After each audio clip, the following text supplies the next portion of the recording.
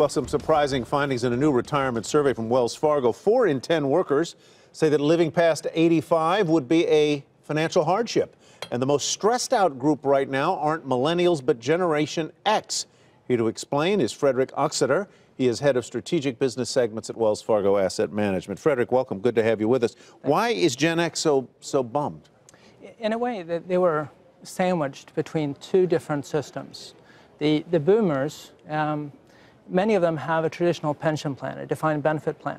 The millennials have oftentimes been automatically enrolled in a defined contribution plan, a 401k plan. And Gen X, they fell in between. So they started saving 6 years after the millennials. Less than half of them have a financial plan. More than half are paying down non-student loans. They're more vulnerable. So let's talk about the level of savings that people have. And I am always shocked at how little it is. Take us through some of that.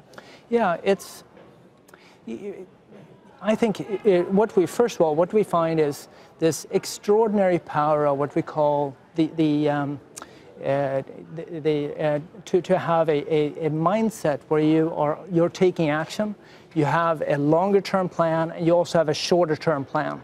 And if you don't have that, this planning mindset, then you're becoming more vulnerable, you're saving less. So I think in order to get people to save more, to accumulate more savings, we got to get more people into this planning mindset.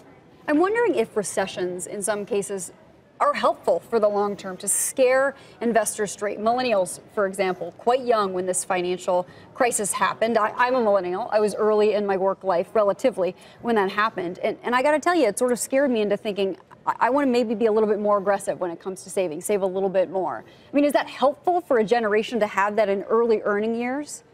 I think it is in many ways helpful, and because they see just the difficulty, and you saw that when maybe it's your parents that were going through a tough time, your friends who had a tough time finding jobs, and it just highlights the importance of taking that longer term approach. And we've seen that with other past generations, those that went through the Great Recession as well. So in a way, it can provide some really important learning lessons. How many people are worried about outliving their money? And should they be? It's a great concern. It's actually the greatest concern that we have from a financial standpoint. 7 out of 10 are concerned about running out of money. And in fact, and are they right to be? Yes. Yeah, and in fact, they're in danger. Many of them. Some of them. Yeah. And people are becoming more realistic also that they may live longer. 42% expect to live past the age 85.